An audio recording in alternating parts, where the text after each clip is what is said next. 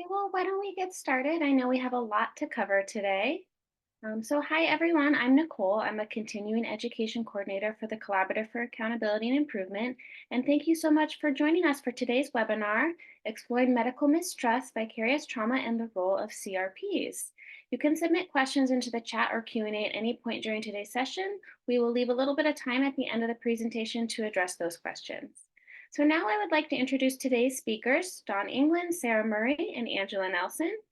Dawn spent the last decade and a half directing quality and patient safety programs at Children's Hospital Los Angeles and the University of Minnesota Medical Center. In 2020, Dawn joined the Risk Management Department at the University of Minnesota Physicians to implement and direct the Communication and Resolution Program. Sarah Murray is the president and senior consultant at Trialcraft. She is a master trial storyteller and communicator who helps trial teams craft persuasive trial narratives in all kinds of high stakes, complex, and emotionally charged cases. Working on cases in healthcare and medical science issues have been a big part of Sarah's career from the beginning. Angela Nelson is currently Assistant Counsel and Senior Director of Clinical Risk Management at the University of Minnesota Physicians, UMP. At UMP, she focuses on helping medical providers and UMP navigate the management of adverse events, assist in risk minimization, and provides legal advice on a variety of topics, including legal proceedings. And with that, I'm going to pass it over to today's presenters who we want to show our appreciation for, and thank you so much for being here today. Sarah, I will hand it off to you now. Thank you, Nicole, and greetings to everyone. We know everybody on this webinar has very busy work lives and personal lives, and we really appreciate you joining us for a topic that's dear to our hearts. This presentation is shaped like a funnel. We start off with a broad look at where we are right now with regard to public trust in medicine and medical and scientific expertise in general, and at some of the social and cultural traumas that we've collectively experienced recently that are still sending shockwaves through our public institutions, including hospitals and medical practices.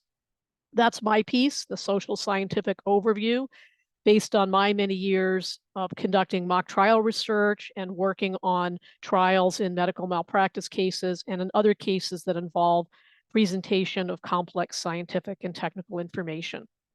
Angela Nelson is then going to take over, and the funnel narrows to her view as an in-house claims handler for the University of Minnesota Physicians. She's going to talk about what she's seen over her years of working there in terms of the erosion of trust in the patient-physician relationship. She's going to talk about what trust is, why that erosion of trust matters, and how she's seen that erosion of trust impact the kinds of claims that she's seeing from patients and some of the things that she's seeing in the lives of care providers. And then Dawn England is going to take us home with a deep dive into some examples from her very important work in the Communication Resolution Program that she runs at UMP. And she's going to give some concrete examples of how taking recognition of trauma and some understanding of its signs into communication with patients and their families who have experienced bad outcomes can somewhat counterintuitively sometimes create a space for healing and hope for both patients and care providers. And it's important as we go through this presentation for everybody to keep in mind that trauma doesn't just occur to patients and their families who experience bad outcomes. It also happens to care providers in the current environment for many different reasons.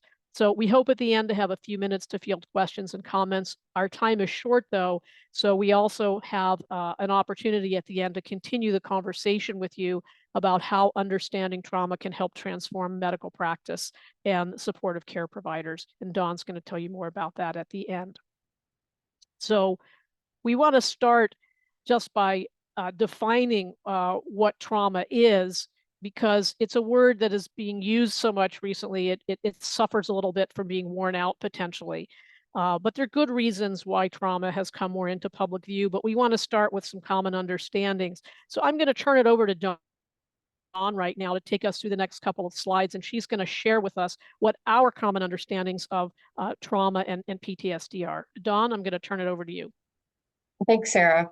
So just so that, again, we're all working from a similar framework, trauma is not an event. Trauma, I think of it in two parts. So we have the experience, right, that shocking experience, and then we have the impact. So trauma is the experience that has a lasting impact on the functioning of our nervous system. So in particular, we're talking about experiences that are overwhelming or someone felt powerless or trapped. And so there's a threat in front of that person, but there's no way for that individual to take an empowered response to that threat. And so that inability to make a choice or have power to get themselves out of a difficult situation can be overwhelming. And that's where that survival response comes in, that freeze, fight, or flight response will kick in. So this can leave a really strong impression on an individual and on their brain, sort of this idea that we are unable, the world is dangerous, but we are unable to protect ourselves from it. And so it's really common, I think, for us to think about trauma as a single event, right? Which is certainly the case, this acute specific issue or experience. But it's being expanded to broader terms, and that in the mental health community, but also just the DSM, the diagnostic criteria. So less of the focus is on the event, but the experience that it creates on our nervous system. And in the context of communication and resolution programs, you can think, obviously, it's not too much of a jump to think about what a medical error and the trauma of that might be, or an injury, or feeling powerless afterwards or during a hospitalization. We'll get into this a bit more about sort of this global idea, but again, it's not a far jump to think about systemic racism and poverty and all of the things that our sort of society at large has to sort of deal with. So, and also I'll mention that repeated exposure to hearing about trauma is another example. And everyone experiences differently. People will process it differently and move on, but some people don't. And that turns into PTSD, so post-traumatic stress disorder. So it's not, the person is unable to move on and process that experience and that reaction that they had. So I'll just stop there. We'll talk a little bit more about it as we move on.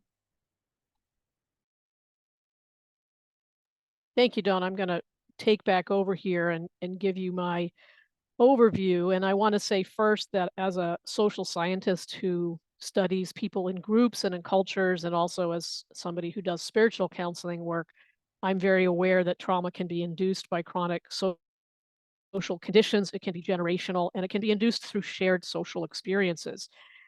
So I think that's an important perspective to bring to trauma, reinforcing what Dawn said. And so I'm going to talk now about some of the broader social trends that we've experienced, that we're experiencing in our society, that are both indicators and causes of trauma.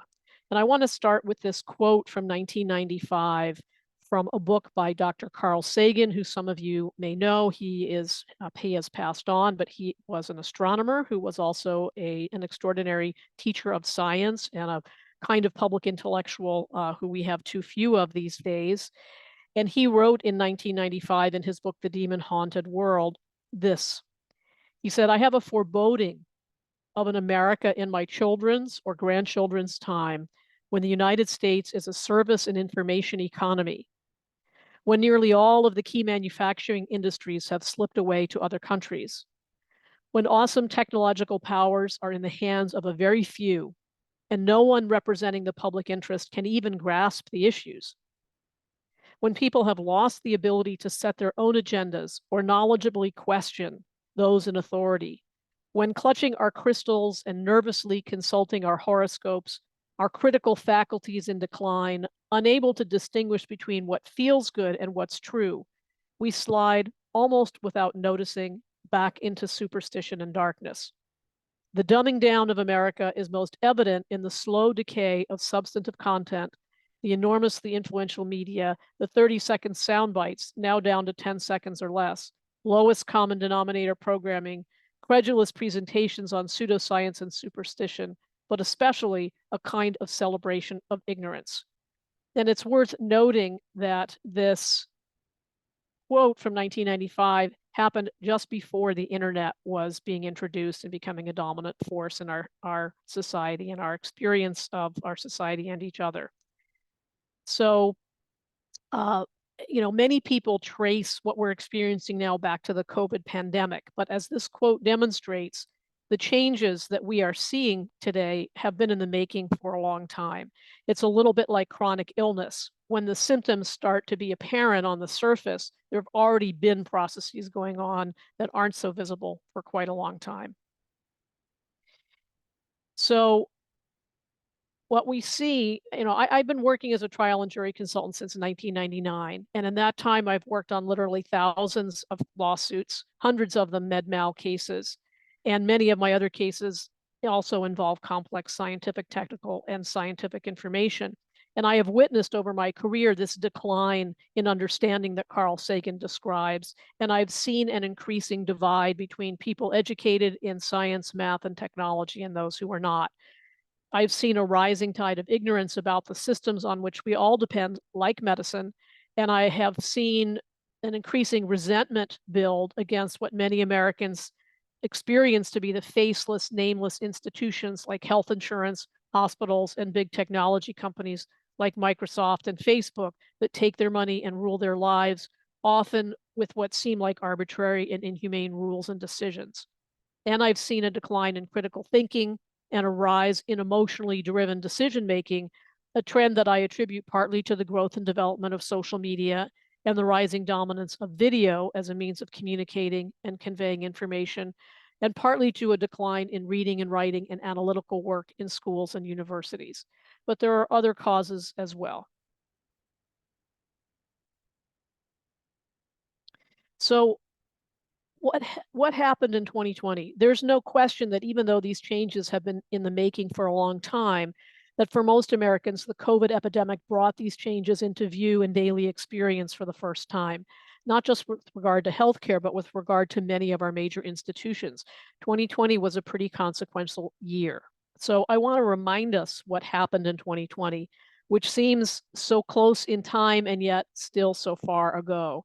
And so I'm going to do a quick and very selective visual collage of some key events that happened. And we experienced so many events that year that put us into a collective stage of shock that I don't think we've still fully processed individually or collectively.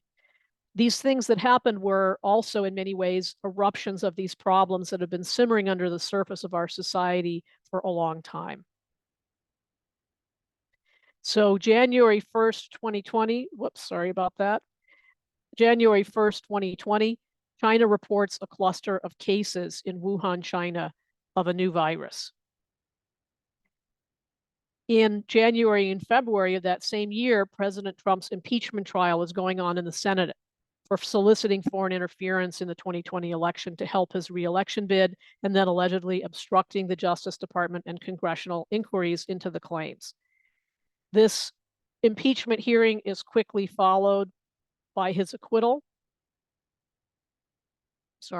And whatever you might think of what happened, the charges and the result, this process demonstrated a high watermark of partisan and polarizing political discourse that reinforced on all sides mistrust of government and public institutions. So what happened the next month, is Wells Fargo was fined $3 billion for a scam in which, because of corporate pressure to increase openings of new accounts and increase profits, Wells Fargo employees were opening fake accounts using the social security numbers and private information of customers, oftentimes affecting their credit scores, but without the knowledge of their customers. And when this was discovered, there were no criminal charges filed, but they were fined $3 billion. Why did Wells Fargo do it? Because they could. This was an example of a major institution in American life showing a disregard for its own customers in search of corporate profits. In response to the COVID fears, the Dow drops 1,200 to 1,200, drops 1,200 points and causes shocks to America's and the world economic system. Harvey Weinstein in March was convicted of sexual crimes, and he was sentenced to 23 years in prison. This was the crowning achievement in many ways of the Me Too movement. And his prosecution and conviction helped to bring sharpened awareness to sexual violence against women and the ways in which, despite the many gains of women in the workplace, women are still unsafe from sexual predation and harassment in our society. Then also in March, 2 days after Harvey Weinstein was convicted, Breonna Taylor was shot and killed at night while she was sleeping in her apartment. Many people forget that she was a healthcare worker. So she was on a break from her work as a healthcare worker when police came and broke into her apartment and shot and killed her. This was not the last of these events to happen that year. On March 15th, 2020, it becomes clear that there is a global pandemic that is happening with the COVID, and lockdowns begin in the United States. In response to this, the Dow takes another stomach-churning drop. It doesn't take long for violence to follow in the wake of the COVID lockdowns and the announcement of the COVID epidemic. On March 24th, 2020, an FBI agent shoots and kills a man who planned to bomb a hospital in Kansas City, Missouri, because the hospital was reportedly accepting and treating COVID patients.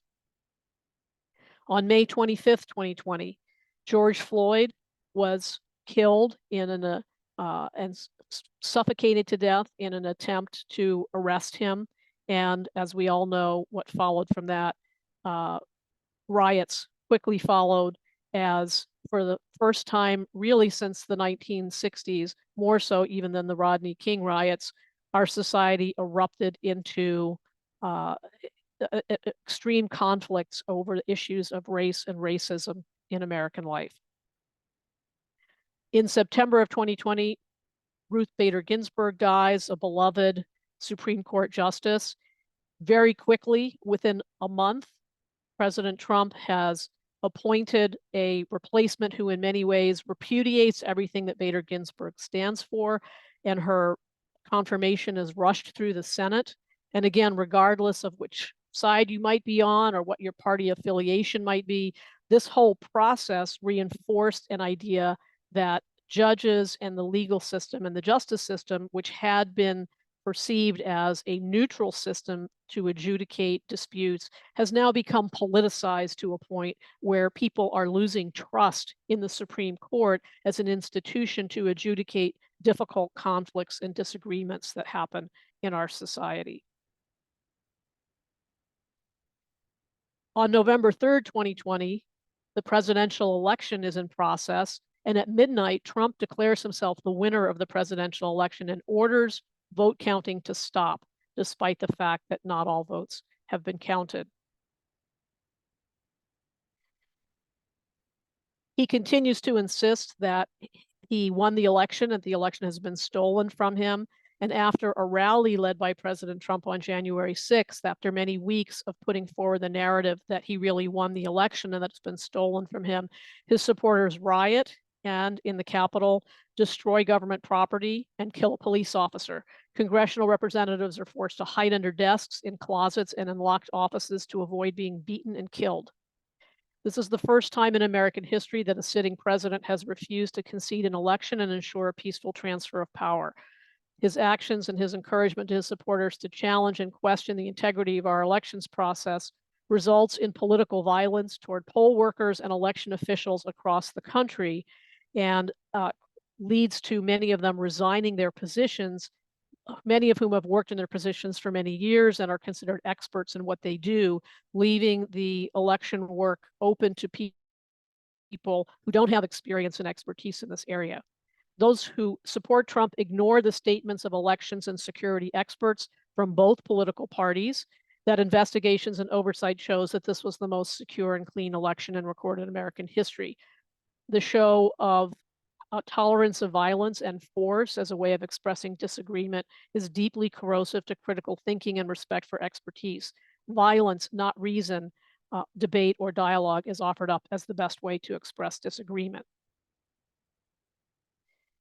During this time, for the first time in a public health emergency, this political polarization impacts people's attitudes towards vaccination. And the data show that there are extreme differences in acceptance of vaccination based on political party affiliation, as you can see from the data presented here, which was presented on the PBS NewsHour at the time. So 41% of Republicans said they do not plan to get vaccinated, while only 4% of Democrats said that. These data are from the end of 2020 in the heat of the COVID-19 pandemic.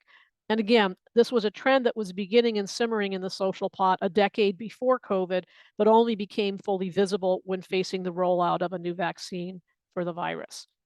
COVID didn't cause the skepticism towards vaccines, but it did push the polarization of attitudes towards vaccines and make it into a political issue, not a public health issue. And this is one of the effects of political polarization in our country. It's been expanding the sphere of politics to make it bigger and bigger, encompassing areas and issues that were previously seen to be the domains of other kinds of reasoning and argument, like science and medicine. Public health is one of those arenas that has been captured by politics, and this inevitably has impacts on how patients view their patient-doctor relationships and on how jurors view the expertise of doctors and medical systems of knowledge. So when we look at the reasons for vaccine hesitancy, we can see in these data, which are from a Gallup poll, that 55% of American citizens and American residents say that they do not trust the government, and 35% say they do not trust the healthcare system. Those are very high levels of mistrust during a global pandemic in which the medical systems and public health systems in place by objective measures performed to extremely high standards in the United States. So what we see during this year of 2020 is the boiling over of a pot that had been simmering for a long time. So what's been happening in the long term that we see arising in the actions of 2020? Well, one thing that's been happening is bigger gaps between patients and providers. When I say bigger gaps, I mean social gaps, I mean gaps in educational levels, gaps in people's everyday experiences that make it harder for patients, for many patients, to relate to their doctors as human beings. Why does this matter? Because without meaningful frameworks of education and social contact, people are unable to imagine themselves into the lives of others. And when these large gaps in understanding occur, resentment, anger, mistrust, and conspiracy theories take root and grow. I think everybody on this call is probably aware that part of what we've seen is we all live now with Dr. Google.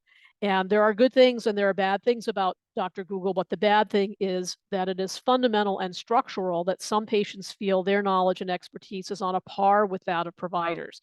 They don't understand the difference between information and expertise, and they don't have the skills and training to interpret complex information, but they don't see that. They don't know what they don't know.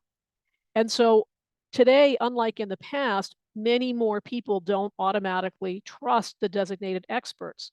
They may put trust first in friends, family members, or pseudo-friends of the internet.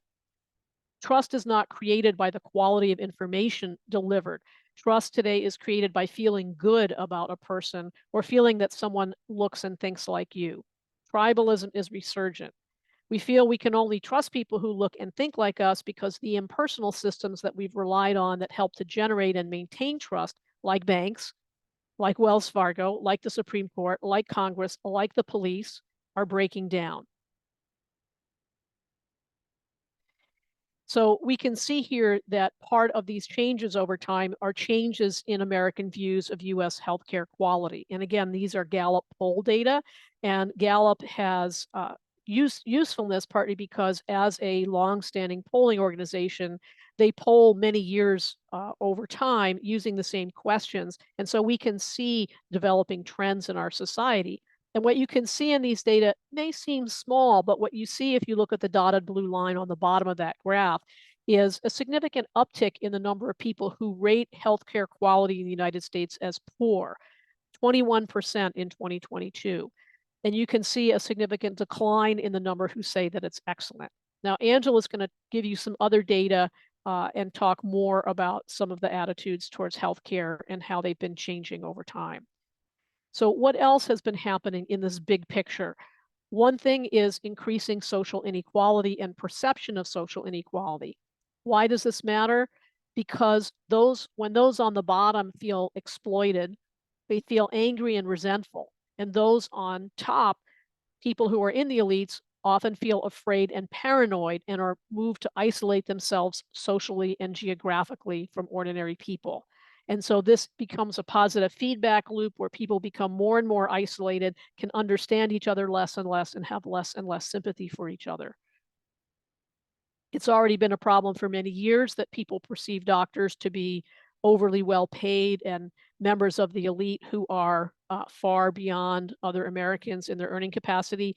Doctors' salaries have actually been going down, and the conditions of work for doctors have been declining, as people on this call, I'm pretty sure, know. But perceptions among the general public about doctors and their elite status have not really changed. What else do we see happening? We see climate change and climate change denial. Why does this matter? Primarily in this context, it matters because all of these debates about climate change attack trust in science and in the idea that science and medicine can save us. So whether you're a climate change believer or a climate change denier, those who are believers in science and technology see that science and technology is what's brought us to a situation where we're facing very serious challenges for human life. Those who don't believe in climate change look at the science and believe that science is being distorted and used for political purposes to push agendas to change the way we live that are not realistic and that are in service of a particular group. And so on all sides, the climate issue undermines trust in science and in experts.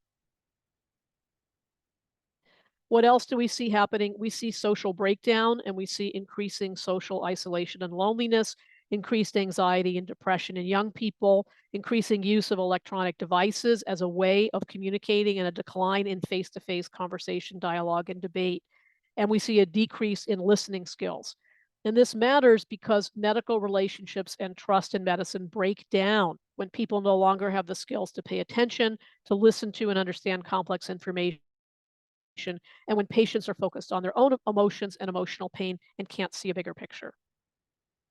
We also see a increase in fear and lack of personal safety with school shootings and shootings in public areas. And this matters because when people feel a lack of personal safety, they're more fearful and anxious generally, and more likely to feel themselves to be victims outside of forces, of outside forces that they can't control. Now, how do we see this expressed concretely in the medical malpractice arena? These are data from a national survey that we conducted recently with regard to a case involving a medical product that's certified by the FDA and that is a commonly used and important product in our society. And we can see here that over 50% of the jurors here, and this was a large sample of about 800 people nationwide that was selected to resemble a jury, over 50% agree that if one baby develops serious health problems from using this product, it should be taken off the market, which shows a significant lack of understanding of risk benefit and the reality of developing complex medical products for improving human health in our society. So with that, I'm going to turn over the show to Angela, and Angela, go for it. Thank you so much, Sarah. So to build off of what Sarah said, I think this theme has kind of started to come out at the end of her presentation. Trust is one of the most important aspects of medical care. It is at the core of every successful and lasting relationship, whether we're talking about medicine or any other relationship. So let's think about this for a second. When most people are seeking medical care, they're vulnerable, scared, confused, and they end up having to rely on someone else, typically a person they don't know, to guide them, to protect them, to educate them, and most importantly, to care for them. If there are any fractures that occurred during that relationship, that in and of itself is its own form of trauma, even if there is no harm. And if there is one party, either the patient or the provider, who enter into that relationship starting from a place of trauma, it creates distrust. Distrust can hamper the quality of care. It can lead to patient safety issues, and it can lead to harm. Sarah mentioned Gallup polls. So this is a Gallup poll from 2018 that found just 34% of the general public have a positive view of the healthcare industry. That's compared with 80% in 1975. I really think that speaks volumes about where most of our patients are starting from. They are entering into their medical care with a certain degree of perhaps suspicion, or in the worst case scenario, distrust. Sarah provided you information about the social issues that are likely contributing to distrust. However, I think there are other factors that we should consider. First and foremost, in today's medical world, getting medical care is difficult to navigate, even for really savvy patients. Oftentimes, medical care is segmented and siloed. Specialists don't speak to specialists. Prior authorizations are required from insurance companies. Patients present with more complex problems, greater comorbidities that need to be evaluated by a variety of specialists. Medical care is now a team-based way of providing care, and that often leaves patients feeling like they really don't know or have a connection with their individual medical providers. Medicine is a business. That results in shorter visits and less time to get to know your providers. Medical care is really expensive. I think anyone who's ever gone to see a doctor just for a general visit knows that. But that can leave patients feeling like someone is making money off of their misfortune, off of them not feeling well. Electronic medical records, while there are some great benefits to that, it often leads to patients mining their records, trying to evaluate the information that's being conveyed in their chart and trying to manipulate sometimes that type of information. In almost every lawsuit that I've ever been involved in over the course of my career, a key component of each case was communication. In the hundreds of depositions I took, the resounding theme that I heard from nearly every patient or family member was, no one listened. When patients and families do not feel listened to, it creates a feeling of disconnection, a lack of understanding, which then, of course, undermines trust. Not listening can be an expression of trauma on the part of the healthcare providers, who are often just too overwhelmed emotionally and physically to even want to listen. This creates an unfortunate cycle of compassion fatigue and burnout in our providers, which then contributes to the erosion of trust in patients. This cycle leads to things getting worse for both the patient and the provider. So how do you break that cycle? You do what Dawn is going to explain to you. You bring deep listening and radical compassion to the table for everyone involved, patients, families, providers. When trust erodes, safety erodes because people start acting out of fear and self-protection. When society loses trust in medicine, this imperils the health of every individual, those working in healthcare, as well as patients. It's important to remember that losing trust is a reaction to trauma. I want to talk a little bit now about the trust relationship. The nature of trust in a doctor-patient relationship is reciprocal. Each version of trust informs the other. In other words, if a patient believes their physician doubts them or distrusts them, they're more likely to doubt and distrust their physician. On the other hand, the more patients harm healthcare providers, whether intentionally or unintentionally, the more difficult it is for providers to trust their patients. This leads to yet another unfortunate pattern of physicians pulling back on some of their behaviors that are thought to build the most trust. This pattern feeds the erosion of the relationship. This is both a cause and effect of trauma. So what happens? Since going in-house almost 4 years ago, I've had the opportunity to see how this dysfunctional lack of trust, cyclical situation affects both patients and providers. As Sarah mentioned, we're seeing more and more patients using Dr. Google. I think because of the complexity of medical care, patients are advocating for themselves, which is a wonderful thing. But unfortunately, that expands into feeling like they know more than their care providers, and a reluctance to rely on those who have had specialized training. I've also seen an increase in patients just going outside of the organizations to complain about care, using those organizations as a sword instead of a shield. When I first started practicing medicine, I would often go with doctors to medical board complaints, and oftentimes the feeling was the reason the complaint was brought was because patients wanted to protect others, whereas now I'm seeing more of a, I want to make this provider understand that they're wrong. So those types of things really play out. And I think anyone who is in medical care is familiar with patient relation complaints. It's where patients go to bring to light quality of care concerns. But there's just a reluctance, even in the 4 years I've been in-house, to accept the answer to the questions that are posed. We see increased appeals. And again, when patients don't like the answer they're getting, going to outside sources to get the affirmation they think that they deserve. So how does this affect our doctors? There is just more abuse by patients and families of doctors, more yelling, more threats, and just general upset. This leaves the providers feeling mentally, emotionally, and physically assaulted, essentially mistrusted and dismissed by the very patients they are trying to care for and protect. You layer on top of that the fact that providers feel squeezed in the middle between insurance companies and patients. They want to deliver a certain medication. They want to ensure that a patient undergoes a certain procedure, but an insurance company tells them they cannot. This creates a moral injury for the provider because they're having their autonomy taken away from them in a manner that feels like they're not being able to do what is best for a patient.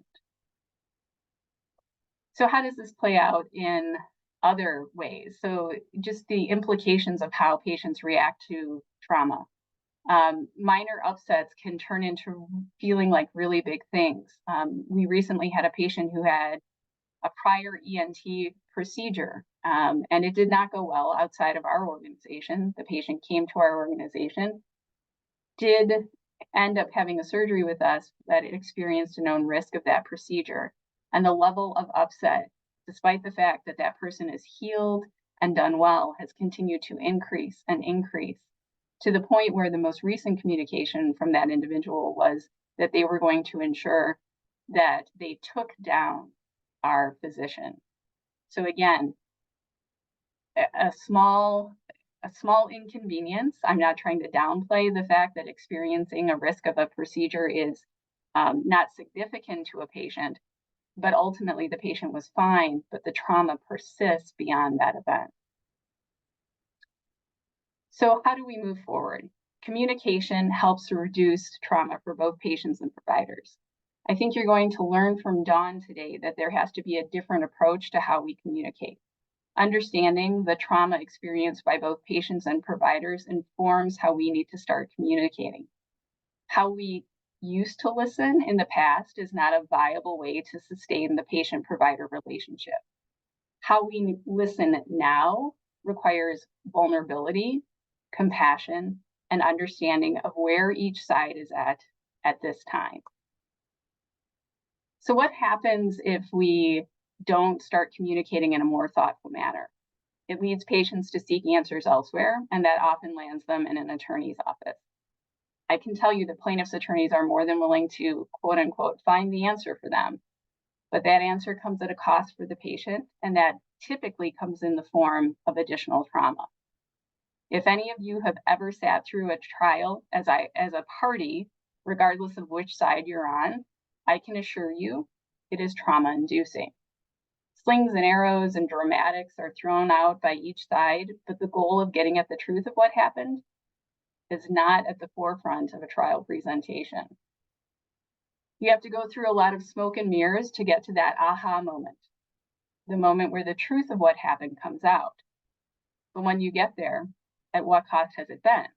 For the plaintiff and the defendant, in my opinion, they both paid dearly, regardless of whether they've won or lost, because they have each experienced an additional form of trauma. So why does all of this matter? Why does communication matter? Well, if I look at it from a legal lens, the jurors that you're presenting to are made up of members of our society, and Sarah explored with you the implications of the societal trauma that we've all experienced. We have more and more jurors who are deeming themselves either to be experts or unwilling to listen to the expertise of others. The implications of that, nuclear verdicts. Nuclear verdicts, for those of you who don't know, are verdicts in excess of $20 million. We are seeing an increasing number across the country. Minnesota, where I'm from, we just had our first $110 million verdict in a case where a young man ended up with foot drop. He's otherwise healthy. $110 million. That says something about where we're at as a society. In closing, I want to say, as an attorney, I think quality communication is the best defense. Whether you end up in a trial or a mediation or a case never gets filed, a good defense is good communication. But putting aside litigation, it's just a good thing to do as a human. Patients may not always like the answers they get, but through the work that Dawn and others in this group do, they get the truth, and the truth matters. It also impacts our providers because they're not carrying the burden of feeling hamstrung by a system that doesn't want them to be honest for fear of legal repercussions. All of this can be done. You can communicate and you can bring down trauma, and Dawn's going to explain in her experience how that can go. So with that, I'll hand off to Dawn. Thanks. Thanks, Sarah. Thanks, Angela. So I'm going to do my best to use a example of a communication resolution patient and family story, trying to wrap up and keep in mind everything that we've talked about. So this is the context in which, right, that we're operating in, and as individuals wanting to do this work and working within a program that's based in foundations of honesty and transparency and accountability. How do we do it with all of this in mind? There are things we can do, and I'll try to interweave these trauma-informed approaches that I use in this story. So we have, before I get into the trauma-informed principles, just to set some context. So the patient, her name's Emma, she's 10 years old, and she underwent a surgical procedure, which went well, no major complications in the immediate post-op period. However, days later there were, and her mother, who has a background in medicine, had noticed this. And unfortunately, despite mom's attempts to get the attention of the care team to escalate her concerns, they were not addressed. And what was happening was that Emma was going into septic shock, and the care team did not recognize it. Eventually, they did recognize that this was happening and had to urgently rush Emma to surgery. There was a complication that occurred during surgery. And unfortunately, that complication led to a significant neurologic event that left Emma with the inability to speak, to move her body. She ended up having sort of a tilt to one side with her head and sort of a posturing of a side of her body. So this was the context in which I was meeting along with other providers, with Sharon and Dave, Emma's parents. We were meeting in person to explain to them what happened, what we learned from our review. So those tenets of our communication and resolution program.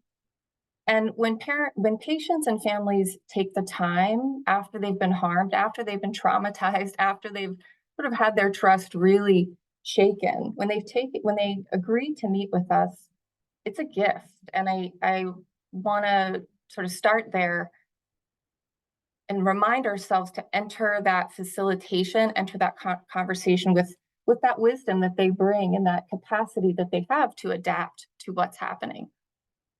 So before I move on to the patient story, I'll get into trauma-informed principles, which are the next slide. I'll try to weave these in, but depending on where you look, there's sort of key tenets to how we can approach anything, whether it be meeting facilitation, conversations. And the idea is that if we employ these principles, we're doing what we can within our control to not re-traumatize, re-trigger, or activate that survival mechanism in that individual. So for example, safety. This means that as the person sort of doing this work, I'm doing what I can to ensure psychological safety and physical safety of everyone in the room. So the providers, myself, and the patients and families.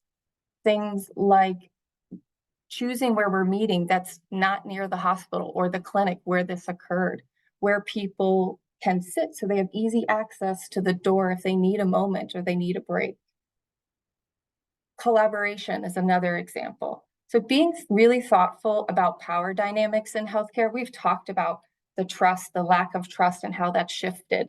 So encouraging people not to wear white coats, to sit maybe in a circle rather than across from one another, to work with the family prior to an in-person meeting. So it's really clear about where we are with our review, making sure I'm collecting, in this case, Sharon and Dave's questions, even before we get into that in-person meeting where I know it's going to be really difficult for everyone. Transparency, I think that goes without saying, that's what we do. It's a tenet of CRP, but also small little things add up. Do they know where to go? Do they know where to park? Just those little small details that can sort of wear down someone's nervous system when they're about to go into a meeting that's going to be really hard.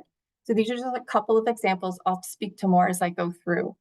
So back to our family story, as I was sitting down and starting to speak to what we learned, I always start with an apology, a very sincere apology saying, I'm so sorry that you've had to go through this. And it's in that moment where I want to call out what I notice about myself. I sort of latch on to feeling almost the desperation that this family believe me or trust me. And that's understandable, I think. Us in healthcare, we're empathetic. We want to help. We want to heal, but we also can get too attached to that.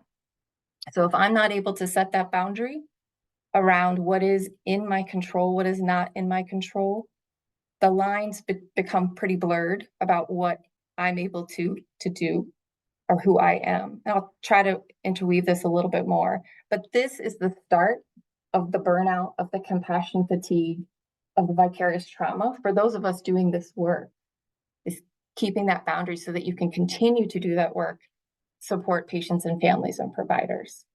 So as I was talking to Sharon and Dave about the review, how things were not escalated and passed on appropriately, I could sense that something was changing in Sharon.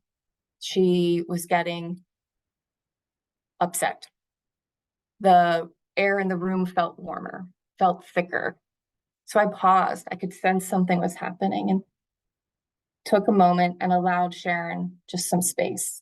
And she started to breathe really slowly and deeply. And I noticed her eyes were welling up with tears. And her hands, her whole body started to shake. She was having a reaction. She was being activated in that moment. And she slams her hand on both of her hands on the table. And why didn't they listen to me? Why? She wanted to know. In my response to her, I wish I could give you answers. I've shared everything that I know. Sharon wanted to know, what did the people involved say? She wanted to know details, and this is really common. This is very, very common. I couldn't tell, I couldn't explain, I couldn't share all the details of what people said. But I think it's important to say a few words here as we go to the next slide about loss and grief, especially in the context of this work around communication and resolution programs. So when we think of loss, typically we think of the death of someone, which is certainly the case in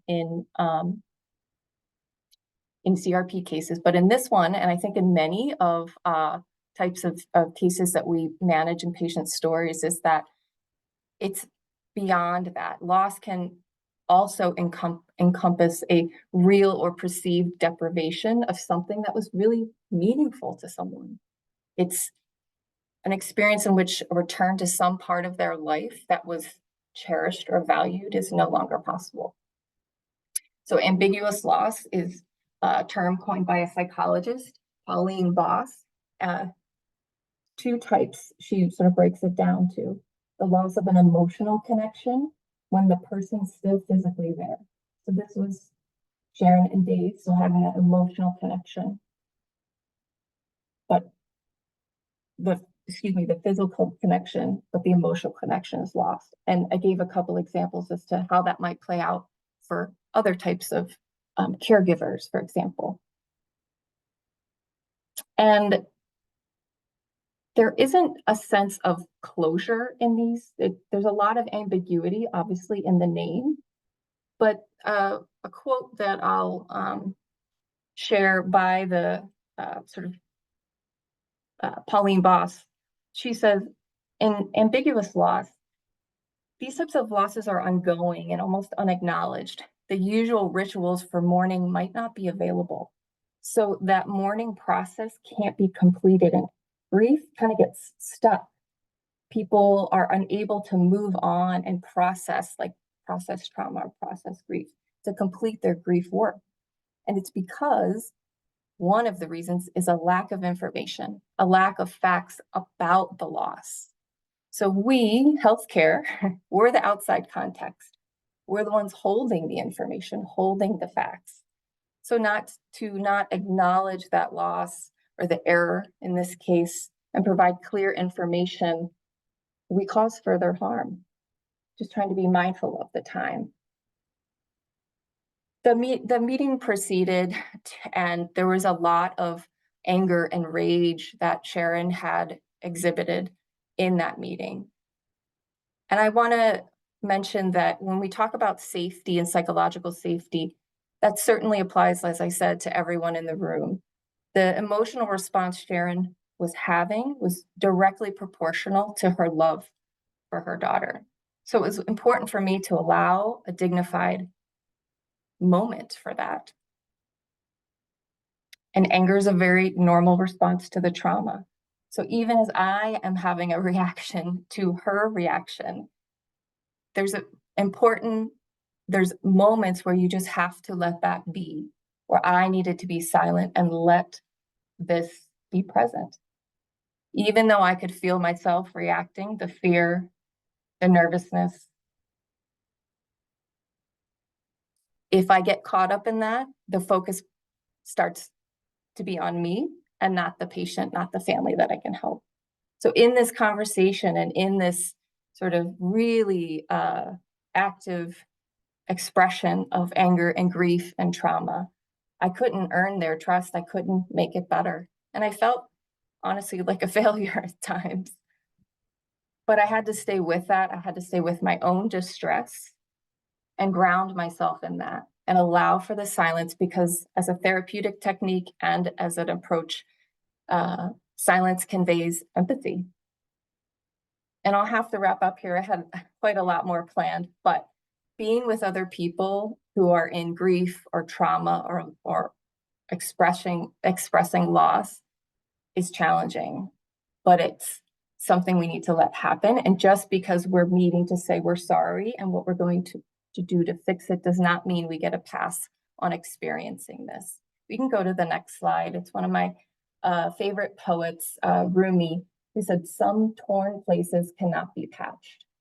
So I'd like to just wrap up with a few key learnings that I'll share with you that have helped me in this work, knowing the context in which we start from and how much work this is and requires of us.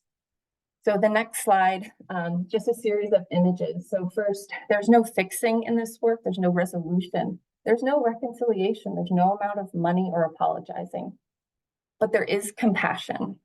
And I hope that's a key part. I hope that's something you take away from this. Compassion can arise when we allow us as facilitators to be open and present with whatever shows up, even when we feel like we're failing at it. It's what I think can help with the healing process and how it plays in this work. how it plays out in this work. And if we use some trauma-informed base practices in this work and honoring that trauma and that grief, hopefully we don't do further harm. You can go to the next slide. The next slide is meant to illustrate holding contradictions in this work. And I think for the sake of time, I'm going to wrap up. You can go to the next slide, which I think is important around recognizing that everyone who comes into these discussions have a unique experience. And using trauma-informed principles, this is the cultural humility, cultural responsiveness. So maintaining that awareness of everything we talked about is quite a lot, but educating ourselves just a little bit on what these concepts are and how they can work, and developing our own self-awareness about how we're showing up, potential biases, whatever it is, how that might play out in the communication between two individuals or individual and a family. Next slide. 4, the easy path is not always the right path. These conversations and what we've laid out in front of you, it's a lot. It's hard work, and being compassionate and empathetic in the face of all of this can be difficult, and we might get it wrong, but we can't let that get in the way.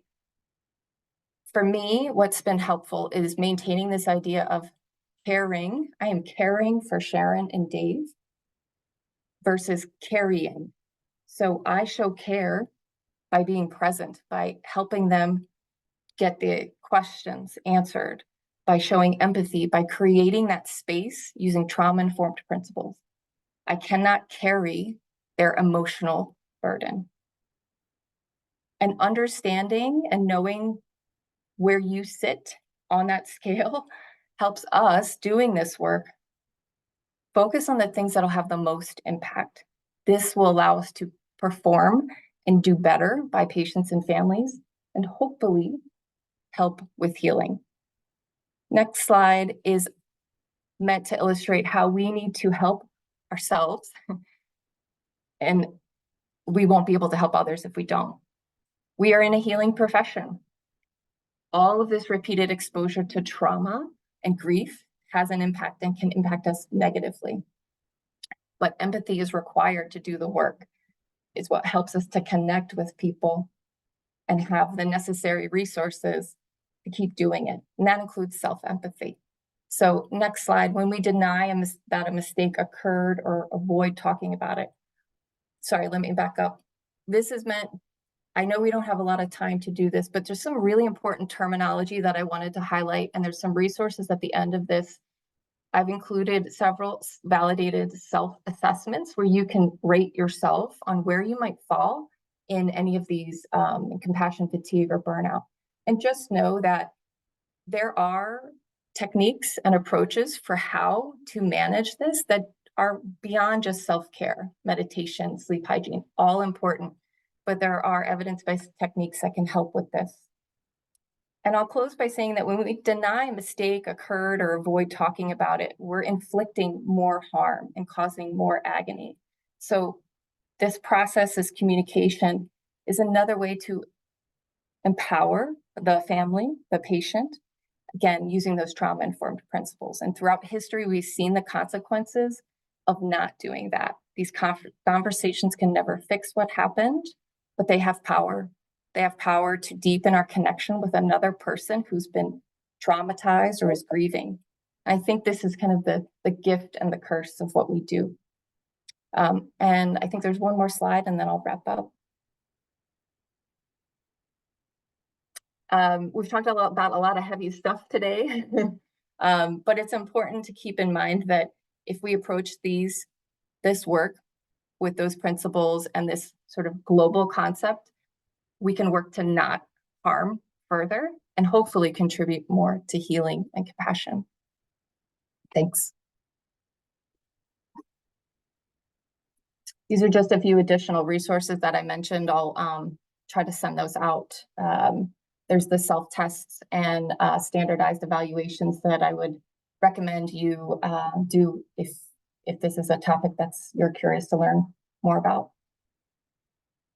And then there are individual risk factors that some people have experienced vicarious trauma, compassion fatigue, and burnout, and others don't.